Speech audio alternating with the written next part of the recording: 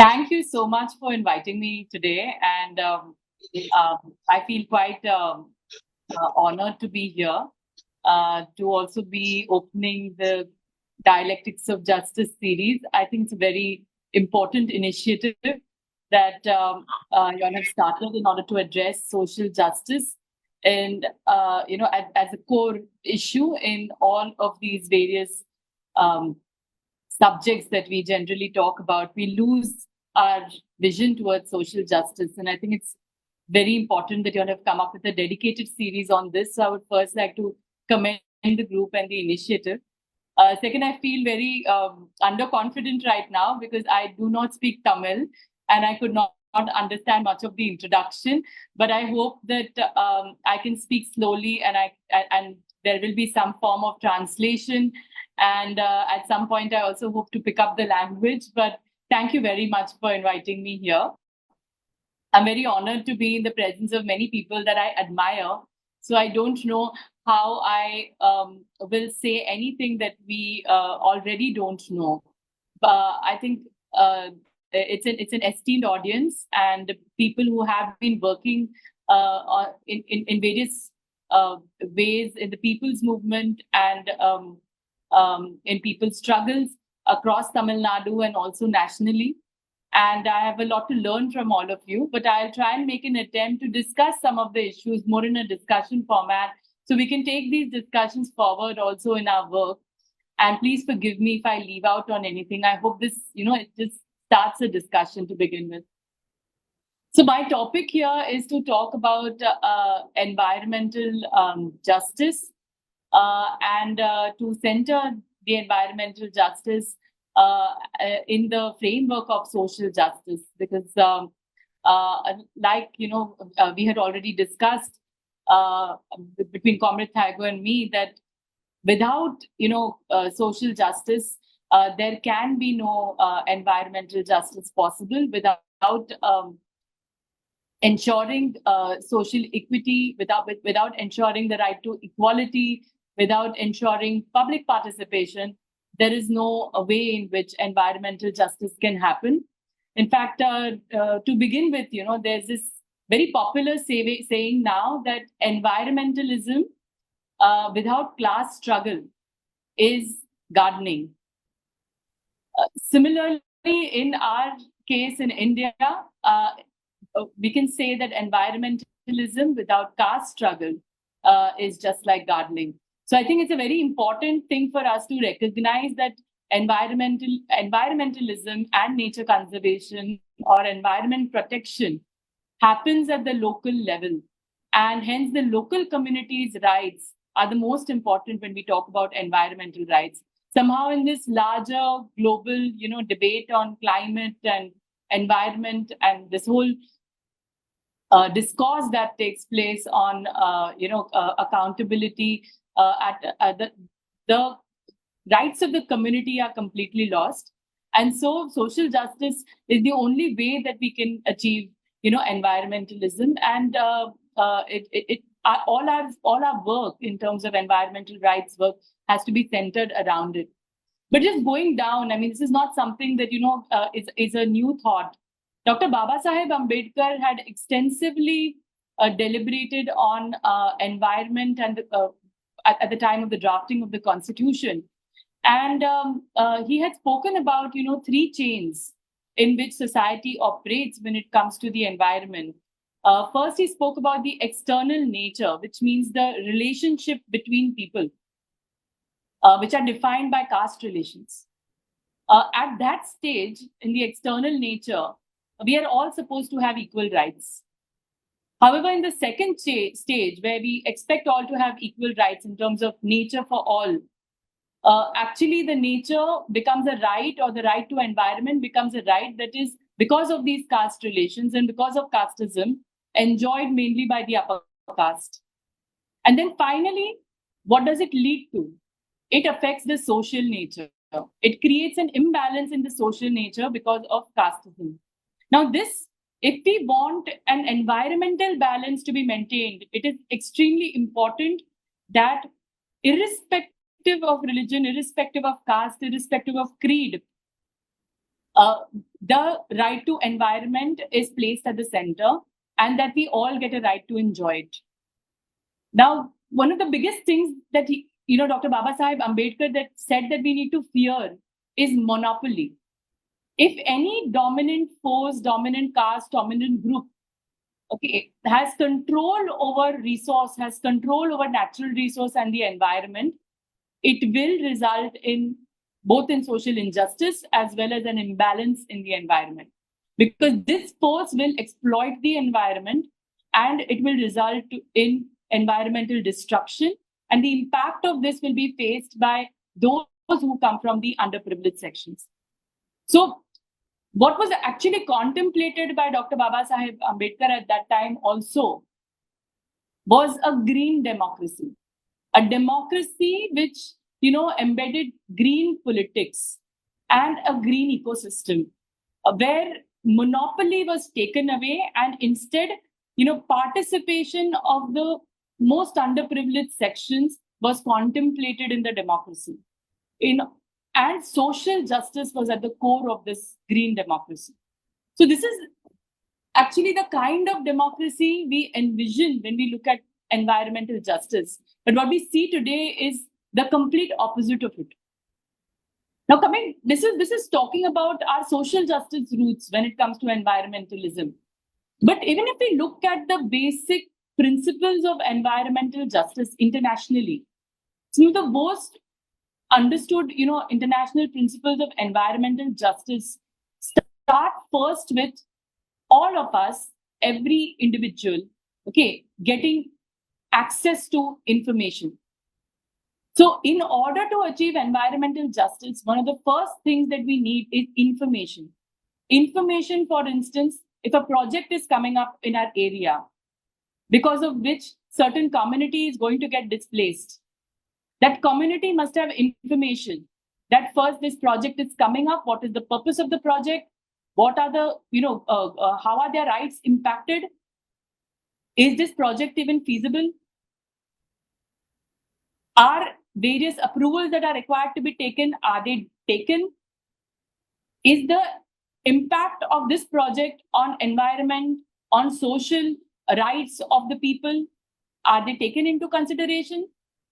Have the public been consulted on whether this project can go on or not? This information is one of the first steps that we look at in order to understand what is this project? How is it going to impact us? So the first and basic requirement of environmental justice is access to information so that we come at an equal level with the state or with the company that we are trying to fight the project against. The second thing is that participation in decision-making process, which is the democratic aspect.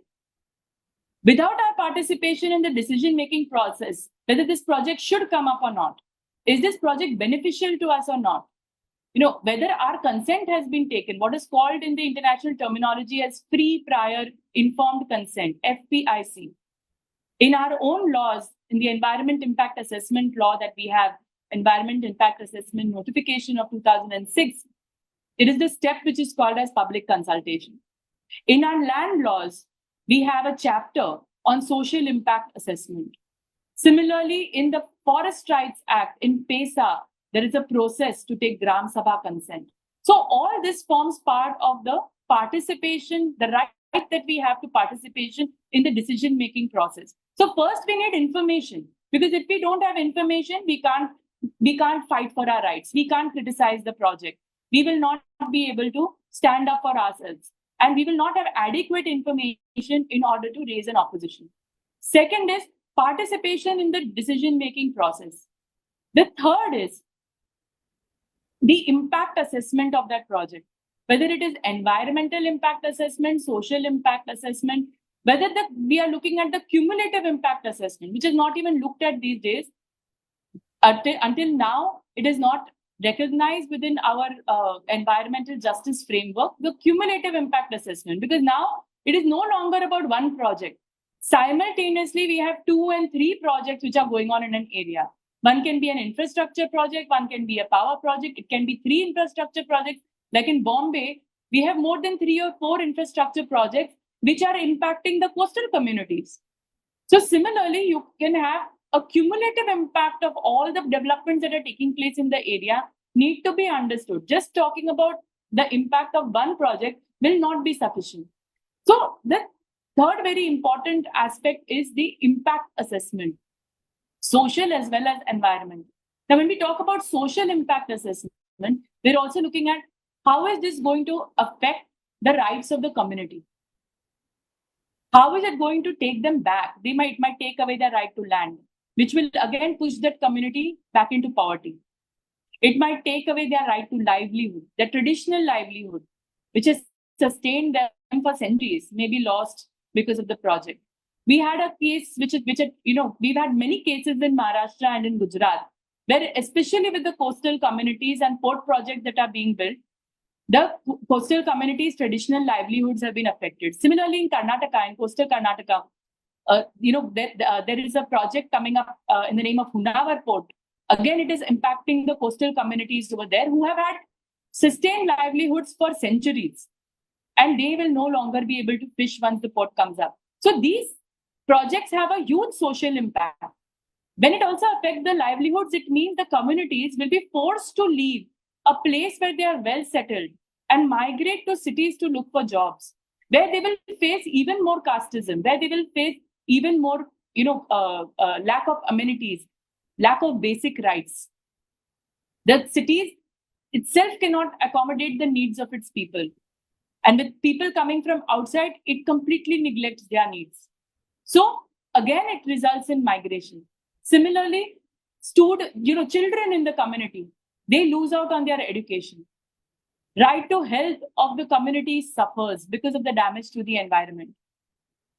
So all kinds of rights which are interlinked with the right to environment, which include the right to health, right to education, right to livelihood, which include the right to all our basic amenities, the right to culture, because culture again of the community gets impacted as the community is disintegrated and taken away from its natural ecosystem. So all of these rights are impacted and they need to be assessed. So impact assessment is an extremely important environmental justice principle, which looks into both of these aspects, the environmental impact as well as the social impact. Then you have access to justice. If this project is approved and it is allowed to take place, then in that case, we should have platforms, forums where we can challenge it, where we can challenge these decisions which have not taken the views of the community or the rights of the community into consideration.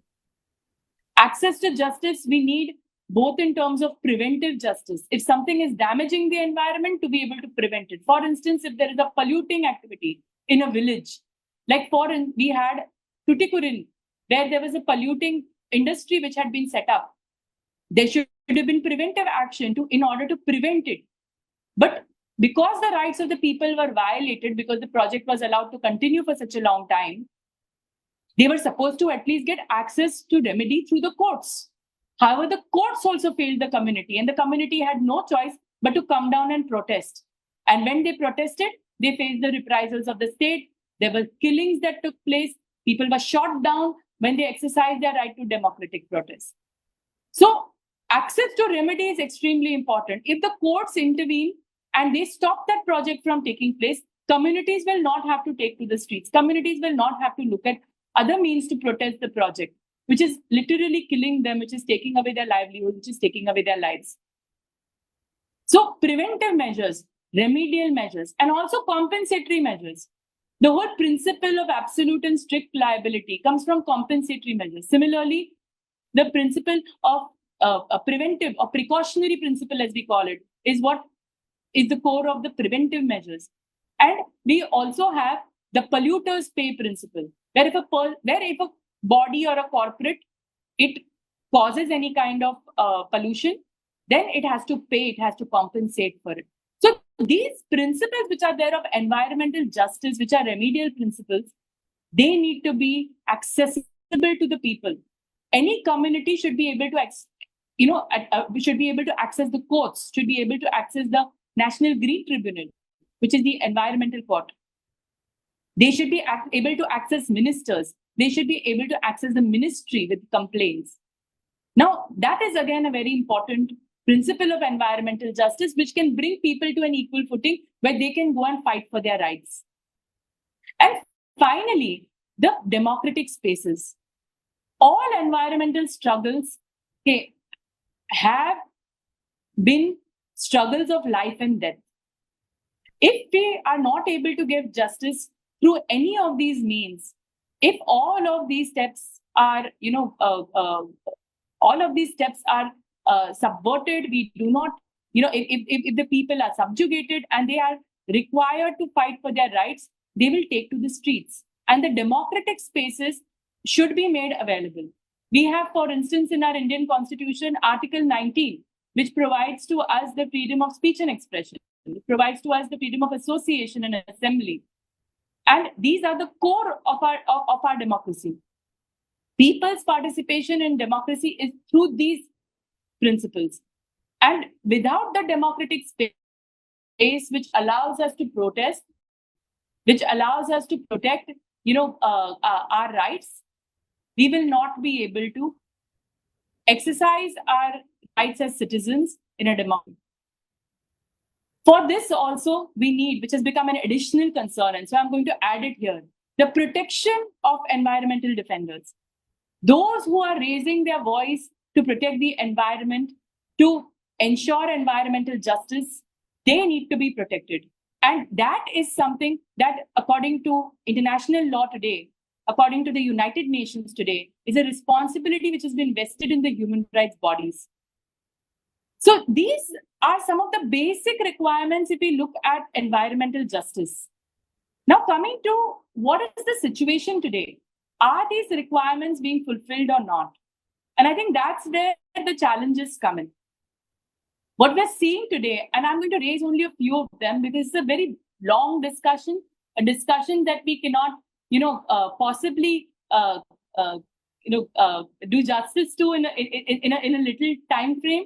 But I will try and raise some very important points so that we all can look into them as activists, and we can try and we can come up with collective strategies to address them. So first and foremost, what is happening to our right to information? We are seeing a complete denial of our right to information in the sense that RTI, which was a very important tool. I, in fact, have to tell you all that as an environmental lawyer, some of the cases that I started doing, which was around 2013, about 11 years back, is when I started doing environmental cases in the National Green Tribunal. And until 2017, some of the biggest cases that I did, which were, mainly to do with projects and activities taking place in Maharashtra and Gujarat, were before the Western Bench of the National Green Tribunal, which is located in Pune. And most of my cases were filed on information that was obtained through the RTI. The Right to Information Act of 2005 had become such an important tool to receive project-related information because almost all corporates and even the state do not provide basic information on projects and activities to the people. Even when documents are provided mandatorily, like there were certain provisions which were there in the EIA notification of 2006, because of which you are required to put up project related information on the website. We have a website called Parivesh. This Parivesh website basically has all the information related to environmental clearances, application forms, the various feasibility reports and studies that are required to be added over there. However, the environmental EIA report would never be put up in full. Also, land-related documents would never be put up. So how would you get information on land-related documents, especially when people are getting displaced on account of the project? Also, several reports, for instance, of the other activities of the company, their past violations, none of this information would be available.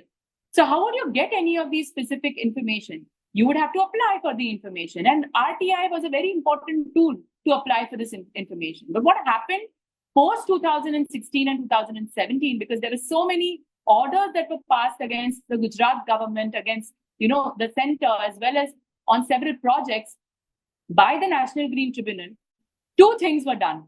One is that an attempt was made to dilute the RTI Act, which is the Right to Information Act. Now, right to information is one of the only tools that communities have. And that is why, as lawyers, as activists, it is our duty to help people get the information. That is one of the first things that we can do, because while the community will be aware of its own culture, of its own rights, in terms of its identity and its own self-determination. At the same time, they do not know much about law and the judicial processes, and that is where activists like us, can help in trying to obtain this information. And RTI was being used as a tool, but an attempt was made to dilute the RTI law completely. When that failed, what they started doing was they rendered the RTI, the Information Commissions, ineffective. Earlier, as soon as you'd find an RTI application, one way or the other, you would get the information. Because there was an understanding that once an application is filed, the Information Commission has to give it. At least one of these things before the 2014 government change, this was one of the positive things that was there. But realizing that this information is being used to prosecute the state or to challenge, corporate exploitation of resources and corporate-led environmental destruction, the RTI process itself was subverted. RTI applications would not get any answers. You would try to go in appeal, first appeal, there would be no person sitting in the appellate commission. You would try to go in second appeal, again, there would be no person sitting in the appellate commission. So what they did is they completely made that process ineffective. Getting information under RTI became ineffectual. Second thing that they did is they also ensured that, vital project related information was not available. So while certain information is put up, like I said, very important information on land, on past violations and all is not put up. Also, the information that is put up is done through, now they brought in a provision of consultants, like project management consultants or environment consultants that they brought in, okay, who will prepare these near perfect reports misrepresenting all facts. For instance, if an area has 1,000 trees, they will say that it is going to impact only 100 trees. Now, how do you challenge this level of misrepresentation? You may write to the board, you may write to the ministry that send your people to come and do a survey. They will not come to do a survey. So they rendered the entire information corrupted. And second, they rendered the RTI process ineffectual. Now, this is the manner in which, even at the very basic stage of information itself, that environmental justice is thwarted. The second thing that they did is that the laws which were there around public consultation, which I said is a very important step, free, prior, informed consent and public consultation, a very important step, because the community should have the right to decide whether a project should come in their area or not. They have lived there in that area for centuries. They have done farming, they have done traditional activities, forest dwelling activities, coastal fishing activities, all kinds of, traditional activities of the community are centered around that ecosystem, which is going to be destroyed. So free, prior, informed consent is a very important step. But what did they do? They changed the law. They brought in amendments in the law to take away the requirement of public consultation. Several industries which are highly polluting and highly impacting, and especially those around mining, around extractive industries, around power projects, chemical industries, all of these very linear infrastructure projects were all made exempt from the requirement of public consultation. So this was another very important amendment that was brought into the law. Second, the requirement of taking Gram Sabha consent or the consent of the, at the local level before diverting forests under the Forest Conservation Act again was taken away by allowing for in-principle approvals. Single window clearances were brought in. So all the clearances that you need will happen in one process only. And this entire process was diluted. So in this manner, they took away the requirement of taking, of many important steps that were part of the environment impact assessment process. The third thing that they did is they removed certain industries from mandatorily taking environmental clearance. So many industries don't need to take environmental clearance after these changes have been brought into law, but they are highly impacting industries. If they were impacting 10 years back, then they will be impacting even more today when the climate has deteriorated even further. But those industries which required to take clearance 10 years back, they don't need to take a clearance today. How can this be a logical amendment? So these kinds of retrograde changes were brought into the law. They also tried to bring in the draft EIA 2020 to replace the draft EIA 2006. Now, EIA, like I said, Environment Impact Assessment, is one of the most important processes by which the body, the committee, the expert committee at the state level or at the central level, under the Ministry of Environment, Forest and Climate Change, assesses the impacts of the project. So this committee is required to carry out the entire EIA procedure. However, this law around the EIA is a notification. It can be very easily amended. That is why so many amendments were brought in. More than 150 amendments have been brought in since the new government came in 2014. Sorry, it's no longer new, but more than 150 amendments were brought in. Similarly, another law, CRZ, the Coastal Regulation Zone Notification, again, numerous amendments were brought in to dilute the law. But what they did is in 2020, during COVID, they tried to bring in the draft EIA 2020 and they opened it up for public objections. Many organizations in Tamil Nadu also criticized the law severely. 17 lakh objections were sent to the Ministry of Environment and Forest. And the law today has not been passed, but several things that were proposed in the law have already been brought in by way of amendment notifications. Like I said, it's very easy to amend environmental law, especially this very important EIA law, by just passing amendment notifications after amendment notifications. It is not an act of the parliament, so it doesn't go through any kind of debate. And they don't even open up the draft notification for public comments. They give the excuse that under public interest, they need to urgently pass it. So these are the ways in which the entire law itself has changed. Now, what has happened because of this is it has affected the access to remedy. Now, earlier, what was illegal has now become legal. What was irregular earlier has become regular. For instance, a change was brought in by way of the amendment, one of the amendment notifications to the EIA 2006, by which those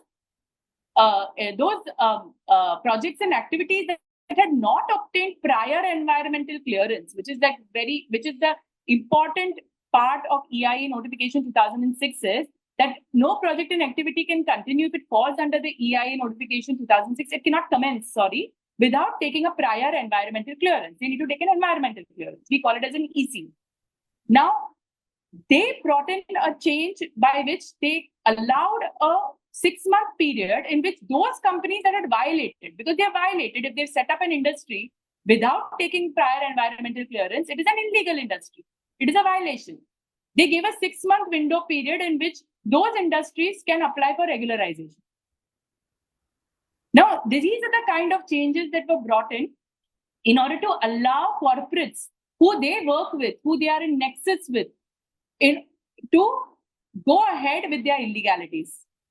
Similarly, this provision of prior environmental clearance was tried to completely done away with in the EIA notification 2020 by bringing in a provision of post facto clearance. Now, these are many of the detrimental changes. I'm just giving a few examples. The validity of environmental clearance was increased. Now, today it stands at 11 years. Earlier, it was 5 years and 5 years of renewal subject to, the renewal process.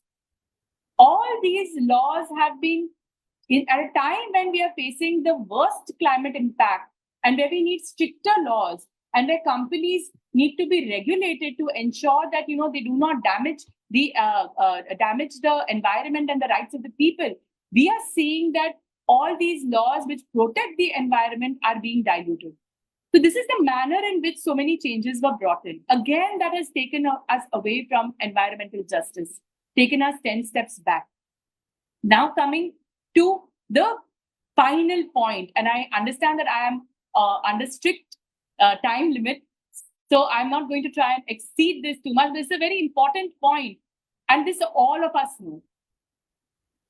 The democratic spaces that are extremely important for us to ensure environmental justice, the space that we need to protest, the space we need to raise critical questions, whether it is to write about it, whether it is to write petitions to the government, whether it is to take out rallies, whether it is to have creative forms of protest, whether it is a social media space, all of these spaces have been thwarted.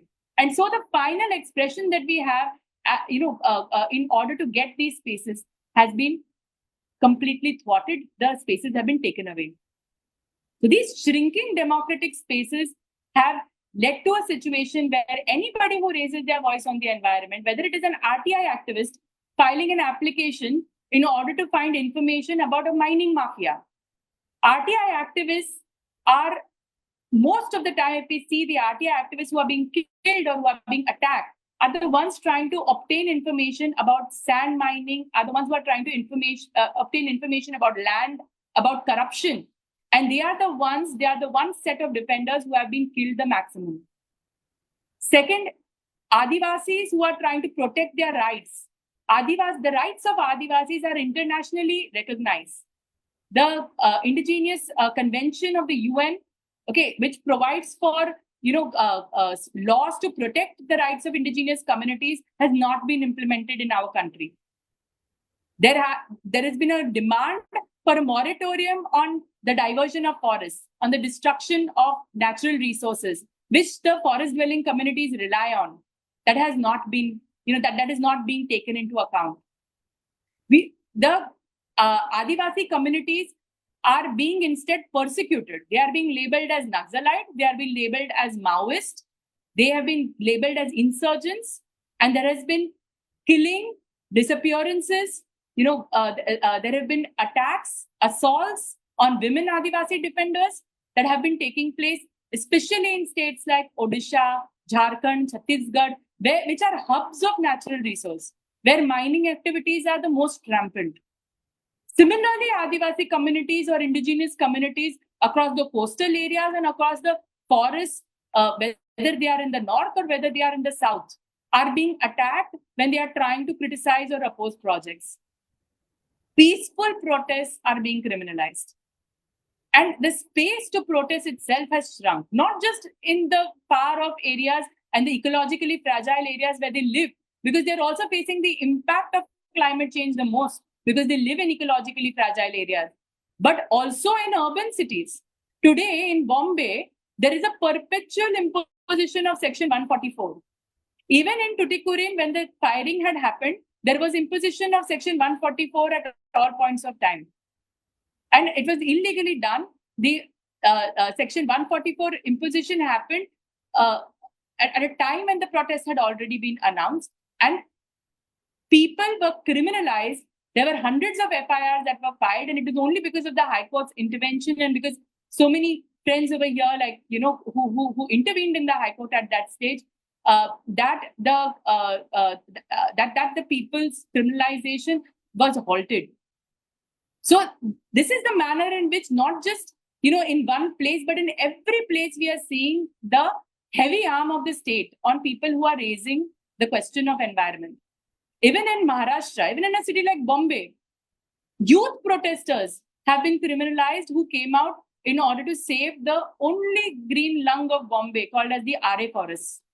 Multiple FIRs have been filed against the youth in Bombay for opposing the destruction of the RA forest in order to create a metro shed. And all of these linear infrastructure projects that I'm talking about have been exempted from public consultation. Let us remember that, which means public never got an opportunity to give their views about the project. So you don't allow them to give their views about the project as a part of the environmental clearance process. And then after that, you don't even allow them to protest, or you don't even allow them to complain. The courts, on the other hand, who are supposed to play the role of being vigilant to the violation of rights of the people and are supposed to remedy any violation, they have completely abdicated from their duty. The National Green Tribunal, between 2017, like I said before that, we were getting so many judgments And if you see, environmental jurisprudence had increased in that period. But from 2017 till 2020, the zonal benches of the National Green Tribunal were rendered completely ineffectual. Vacancies were not filled. There were no members, and so you could not take cases over there. And this was done by coming up with an amendment in the finance bill in 2017, which changed the appointment system. Now, because of this, they did not appoint. Petitions had to be filed in the Supreme Court, and it is only pursuant to a 1 year or 1.5 year of litigation in the Supreme Court during COVID that finally they started appointing. And even when they started appointing, they appointed only one member. They would appoint an expert member somewhere, they would appoint judicial member somewhere. The bench was never complete. And what they have done in the meantime is they have completely taken over the system of appointments, and they are appointing only sorry to say that they are appointing only officers who will not do anything against them. Similarly, we saw even in, at that time in 2017, a retired Supreme Court judge in one day was made the chairperson of the Delhi NGT, and all cases from all other benches were being heard by the Delhi NGT. It is only pursuant to the Supreme Court's orders that the matters have been sent back to the zonal NGTs now. So many critical years, 4 years, when development was at the peak, infrastructure projects were going on, rampant mining has been going on, power projects have happened in a rampant way, courts have not been available. So all these projects, the platform to challenge them, the platform to get justice itself has been taken away.